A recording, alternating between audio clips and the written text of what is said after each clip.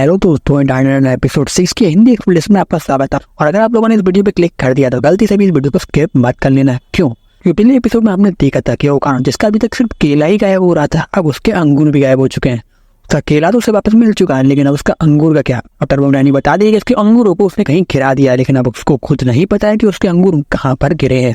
यानी कि उन दोनों को खुद ही ढूंढना होगा कि उसके अंगूर अब कहाँ है। बट डोंट वरी, इस एपिसोड में हमको पता चलने वाला है कि ओकारण के दोनों अंगूर कहाँ गए हैं। वो किसी को मिल चुके हैं और किसको मिले हैं, वही इस एपिसोड में आपको पता चलने वाला है। तो इस वीडियो को बिल्कुल भी स्किप मत करना। तो एपिसोड की शुरुआत में हमें दिखाया था कि मोमो और ओकारण दोनों मिलकर ओकारण के अंगूरों को ढूंढ रहे हैं। और टर्बोमैनी बताती है कि उन अंगूरों को उसने स्पिरिट एनर्जी मेम्ब्रेन के अंदर रख रखा है, जिसके वजह से वो देखने में गोल्डन बॉल्स से लग रहे हैं। हाँ, इतनी देर ढूंढने के बाद भी उन्हें वो बॉल्स नहीं मिली है, जिसके बाद में टर्बोमैनी बताती है कि इतनी देर से ढूंढने के बाद तो वो बॉल्स नहीं मिले, क्योंकि उन बॉल्स के अंदर लाइफ फोर्स बहुत ज्यादा है। और स्पिरिट्स को योकाई को ये लगता है कि अगर वो ज्यादा लाइफ फोर्स जमा कर लेंगे शायद से वो फिर से जिंदा हो जाए, जिसकी वजह से वो उस लाइफ फोर्स वाली चीजों को ज्यादातर कलेक्ट करते रह रहे हैं। और अगर किसी इंसान को मिल जाता है तो उनके पीछे वो लग जाएंगे। तो वो कहती शायद से ये तो बहुत बुरा हो सकता है, क्योंकि उस इंसान के ऊपर बहुत ज्यादा हार मार सकते। टर्बोमैनी कहती है मुझे ये सब बात क्यों बता रहे हो, मुझे इससे क्या परवाह है। और ये सुनने के बाद वो तो नए टर्बोमैनी पर लाद गोसों की बरसात कर देता है, क्योंकि इसकी वजह से ही वो बॉल्स खोए और ये कह रही है मुझे इससे क्या परवाह है।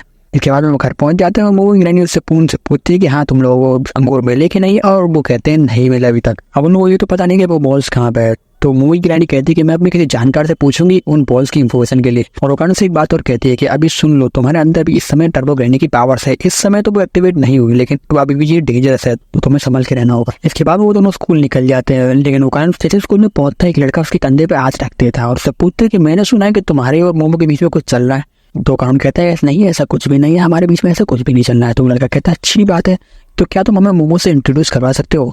वैसे ही वो लड़की बहुत ज़्यादा क्यूट है और मैं हमेशा से उसे जानना चाहता था। ये बात सुनने के बाद मोमो क्यूट है, वो कुछ देर तक सोच पड़ जाता है, क्योंकि वो मोमो को एज अ फ्रेंड पाकर ही बहुत ज़्यादा खुशता है। लेकिन अब वो ठीक से इस बात को सोचे तो उसे रियलाइज़ हो रहा है कि मोमो सच में ही बहुत ज़्यादा क्यूट है।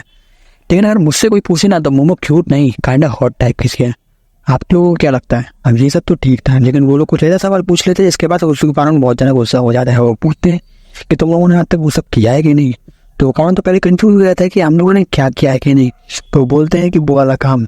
और वो लड़का ये भी कहता है कि रूमर्स चल रहे हैं कि मोमो एक ऐसी लड़की जो किसी को भी दे सकती है, यानी कि she will spread her like to everyone. ये सुनने के बाद ओकारण बहुत ज्यादा गुस्सा हो जाता है और सीधे बंदे कॉलर को पकड़ लेता है, वरना फाइट बैक करने की कोशिश करता है। लेकिन इस समय ओकारण अपने टर्बो फॉर्म में है, जो कि उन लोगों को तो नहीं दिख रहा है, लेकिन ओकारण इस समय बहुत ज्यादा स्ट्रॉन्ग हो चुका है और फाइट में वो लोग नहीं कर सकते हैं। ओकारण मुझे सीधे कहता है कि आखिरकार वो इंसान कौन है जो कि ऐसे रूमर्स को फैला रहा है, और मोमो ऐसी लड़की नहीं है। तो वो लड़की कहते हैं कि वो रूमर्स हम नहीं फैला रहे। जिसके बाद में ओकारण उन्हें छोड़ देता है, फिर से अपने चंपू फॉर्म में आ जाता है और उसके बाद उनसे सॉरी बोल देता है और वहां से खिसक जाता है। अब लौंडा अपने डेस्क पर बैठ के अपने आप को शांत करने की कोशिश कर रहा है। वो उसको देखते हो तुरंत उसे एक आवाज आती है कि तू यार बहुत ज्यादा परेशान लग रहा है। और वो आवाज किसी और की नहीं, टर्बोमैनी की होती है, जिसे देखने के बाद ओकारण बहुत ज्यादा परेशान हो जाता है, तुरंत वहां से भाग जाता है, क्योंकि वो नहीं चाहता कि टर्बोमैनी को इस फॉर्म में कोई देख ले। अब बाहर आने के बाद में ओकारण टर्बोमैनी से पूछते हैं कि तुम यहाँ क्या कर रही हो, तुम तो मोमो के घर पे थी।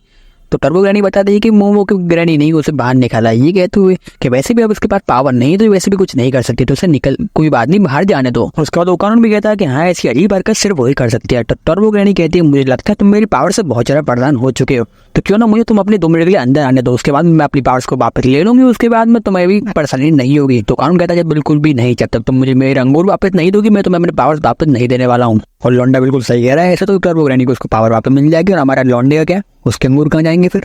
अब ओकारण टर्बोमैनी से बात कर ही रहा होता है, उसी जगह में मोमो आ जाती है और उनसे पूछ लेती है कि हाँ ओकारण क्या हो रहा है।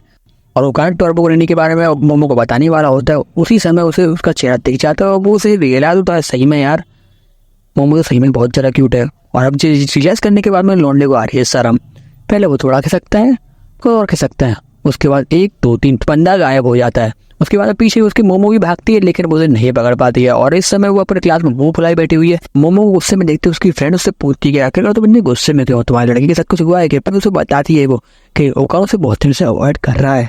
तो उसे बताती है एक्चुअली में ओकारण बहुत ज़्यादा अच्छा लड़का है। वो पूछती है ऐसा कैसे? तो वो उसे बताती है क्लास में कुछ लोग बात कर रहे थे कि ओकारण से तो कोई लड़का तुम्हारे बारे में गलत कह रहा था। तो उसे वो वहाँ पर गुस्सा आ जाता है, उस लड़की की गर्दन को वो पकड़ लेता है, जिसे सुनने के बाद मोमो बहुत ज़्यादा खुश हो जाती है और थोड़ा बहुत शर्माने भी लग जाती है। उसके बाद में मोमो बोलते हैं ये सब तो ठीक है, लेकिन वो मुझे इग्नोर क्यों कर रहा है। इसके बाद हमें फिर से ये लड़की दिखाई जाती है और अगर आप लोगों को याद है ये कौन सी लड़की, तो मैं आपको याद दिला दी, वही लड़की जो पहले तो ओकारण पर चिपकती है, उसके बाद में कुछ देर बाद तो उसी की बुराई करने लग जाती है, जिसे देखकर मोमो को गुस्सा आ जाता है। वो अपनी साइकिक पावर्स को यूज करके उसके सर पर डब गिरा देती है।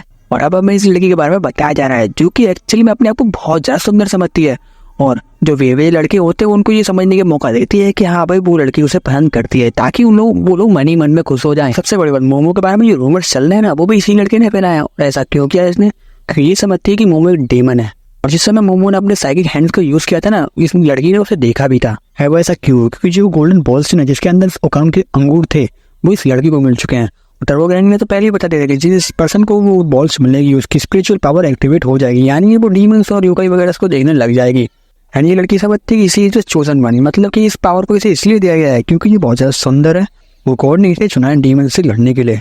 अब नेक्स्ट सीन में हमें इस लड़की का नाम मालूम पड़ता है, यानी कि इसका नाम आयरा है। उसके फ्रेंड्स से बोलते हैं कि हम वो सब चीज़ ले आए हैं जो तुमने मंगाई थी, लेकिन क्या हम सच में ये करने वाले हैं? और बोलते हैं हाँ बिल्कुल हम करने वाले हैं, क्योंकि मुझे ही चुना गया है। अब आयरा की एक फ्रेंड बोलती है कि सुनो, तुम मेरी फ्रेंड है इसलिए मैं तुम पर विश्वास करती हूँ, लेकिन कुछ दिनों तुम अजीब सी हरकतें कर रही हो, और ये जो चीज़ तुम करने वाली हो वो भी बहुत अजीब है।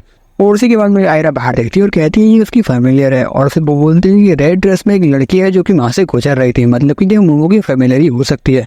उसे लेकिन वो आयरा ये समझती है कि मोमो उन पर निगाहें रख रही है, तो वो नीचे बैठ जाती है। और कुछ लड़के आ जाते हैं जो आयरा से पूछते तुम क्या कर रही हो, और बंदे की क्यूट बनने की एक्टिंग शुरू हो जाती है। वो कहती है कि इस समय मुझे गर्मी लग रही है, तो मैं ठंडी दीवार पर चिपक रही ताकि मैं ठंड हो सकूँ, और वो लड़के उन्हें चढ़ाने लग जाते हैं। अब इसी के बाद में आयरा अपने दोस्तों को इशारा कर देती है कि हम ये सब स्कूल खत्म होने के बाद करेंगे। अब वो लोग कहते हैं बिल्कुल ब्रिंग इट ऑन। अब इस गुलाबी बाल की तो बहुत ज़्यादा बातें हो गई, लेकिन अपने मोमो ओकारण के क्या चल रहा है, तो वहाँ पर कुछ और ही सीन चल रहा है। मोमो ओकारण से कह रही है ओए इधर देख, लेकिन बंदा अभी भी बहुत ज़्यादा शर्म खा रहा है, तो वो दूसरी तरफ देख रहा है और कह रहा है इस समय मैं टर्बोग्राइनी पर ध्यान रख रहा हूँ, तो मैं तुम्हारी तरफ नहीं देख सकता, नहीं तो टर्बोग्राइनी भाग जाएगी। और वो कहती अब टर्बोग्राइनी घर क्या रही है लेकिन, और टर्बोग्राइनी वहाँ पर बोलते हैं अच्छा तुम लोगों की परमिशन लेनी पड़ेगी अब मुझे बाहर जाने के लिए। और मोमो कहती है हाँ बिल्कुल, क्योंकि हमने तुम्हें हराया है। टर्बोग्राइनी ठीक है आ जाए एक बार और फिर देख लेते हैं। अब ओकारण की लड़ाई को रोकता है और कहता है टर्बोग्राइनी कह रही है कि उसने यहाँ पर एक अजीब सी वुमन को देखा है, तो हमें उसके बारे में बात करनी चाहिए।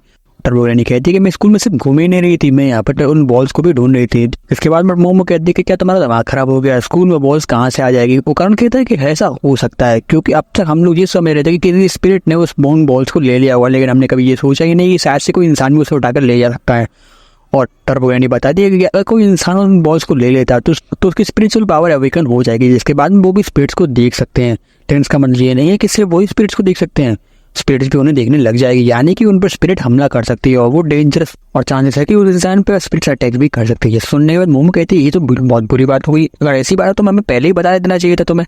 और वो पूछती है कि वो वुमन कौन है, तो टर्बोग्राइनी बताती है मुझे इसका नाम नहीं पता, लेकिन मैं तुम्हें दिखा दूंगी कि कोई वुमन कौन है। और उसके बाद में हमें फिर से ही गुलाबी बाल वाली लड़की दिखाई जाती है जिसका नाम मैं फिर से भूल चुका हूँ, जो कि अपने सामानों को चेक कर रही है। और इसके पास क्या क्या सामान है, एक होली बुक और साथ ही साथ में क्रॉस, यानी कि ये सब वो सामान है जो उसके फ्रेंड्स लेके आए थे। अब ये सब सामानों को वो करेगी क्या, ये सोच रही है इन सब सामानों से वो मोमो से लड़ेगी, जो कि एक्चुअली में उसके हिसाब से डीमन है। अब इसके बाद स्कूल खत्म हो चुका है, सभी स्टूडेंट अपने घर जा रहे हैं और मोमो ओकारण भी अपने घर जा रहे हैं। तभी उनके पीछे से एक आवाज आती है जो कि वो मोमो के लिए होती है, और मोमो को वो बुलाती है और कहती है मुझे तुमसे कुछ बात करनी है। ये वही लड़की है गुलाबी बाल वाली जो कि मोमो से बात करना चाहती है। और मोमो पहले तो कह रही थी नहीं अभी भी पास समय नहीं है, लेकिन उसके बाद वो कहती है इसमें सिर्फ थोड़ा सा ही समय लगेगा तो प्लीज चलो। एंड मोमो समझ जाती है या तो कुछ तो गड़बड़ है, शायद से पिछली बार जो हुआ था उसकी वजह से उसे थोड़ा सा शक हो चुका है। इसके बाद में मोमो उसके साथ चुपचाप से निकल जाती है ताकि बाद में उसे प्रॉब्लम ना हो। तो मोमो ओकारण से कहती है कि तुम आगे निकल जाओ, मैं बाद में तुम्हारे पास आ जाऊंगी। ओकारण अकेले ही उन बॉल्स को ढूंढने निकल जाता है। उसके बाद मोमो और वो गुलाबी बाल वाली लड़की किसी जगह पर पहुंच जाती है जहाँ पर कोई भी नहीं दिख रहा है।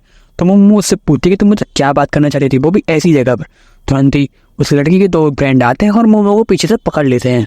उसके बाद वो लड़की वो सब काम करना शुरू कर देती है जिसकी वो तैयारी कर रही है। वो शैतान वहाँ पर वापस चले यहाँ से तू आई है, यहाँ पर तेरे लिए कोई जगह नहीं है।